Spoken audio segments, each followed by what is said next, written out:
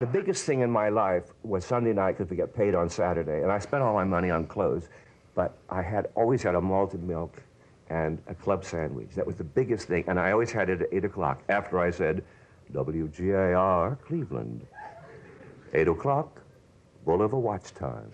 And I would rush down, call my mother and say, did I do it okay? She said, you were great. So then I got the sandwich, I come back. Now there was something new called the Mercury Theater, Orson Welles. Nobody ever heard of it, it's brand new. And I was very impressed. Now, I missed the first 5 minutes. I'm back in the announcer's booth, and I hear that people are landing in New Jersey. Jesus, that's awful, you know, and I mean, in New Jersey. And I thought, see what happened, they opened it as the regular Mercury Theater, but then they came in and said, we interrupt this program to bring you, and you know, to this day, when I hear that, I just get ill, because, all right, the phone calls begin to ring. Now, on Sunday night, we had 8 trunk lines, but no operator. I had to answer all the phones and the complaints, and the people are calling. And they said, oh, my God, what are we going to do? And I said, I don't know. I think it's a drama. I really don't believe it. And I called the manager, and I said, hell's breaking loose here, Mr. Pat. I think there's trouble in New Jersey. And he said, you're much too emotional. And you are never going to make it. You're never going to make it. He said, but I'm going to call New Jersey. So he was going. The truth is, and you must believe me, or we got nothing here. Most of the country believed it. That's right.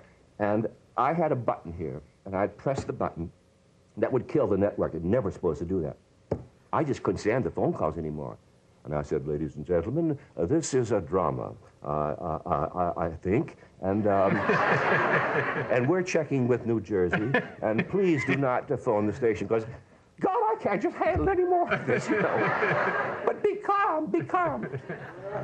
Well, I became a big hero. They were going to fire me. But the next day, the photographer's there. I'm the guy that calmed Cleveland. I'm the guy that told the truth. And all right, now cut. 3 years later, honest to God, Sunday, I come in, the same thing, the malted milk, the club sandwiches. My life was the same. Made the break, and I hear, boom. The gentleman firing the job, Pearl Harbor, and what the hell's going on? You know, I'm ready for the CBS button. I said, they're doing it again, you know. It was Pearl Harbor. Now, you got to believe me again. Nobody. We didn't know about Pearl Harbor. You know about Hawaii, but Pearl Harbor was not a name. It was a name as obscure as, say, Guadalcanal, which I was on. Nobody knew what was going on.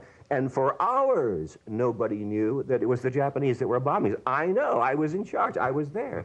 But the phone calls came again. They said, is this another one of those New Jersey things? And I said, no, I don't think so. I think that I think someone's bombing someplace called Pearl Harbor. And I called the manager. And he said, is it you again? And he said, you're never going to make it. He said, what's happening now? I said, well, they say that they're bombing someplace called Pearl Harbor. He said, you are not to press that button off again at CBS. He said, because if there's World War II, I don't want you involved.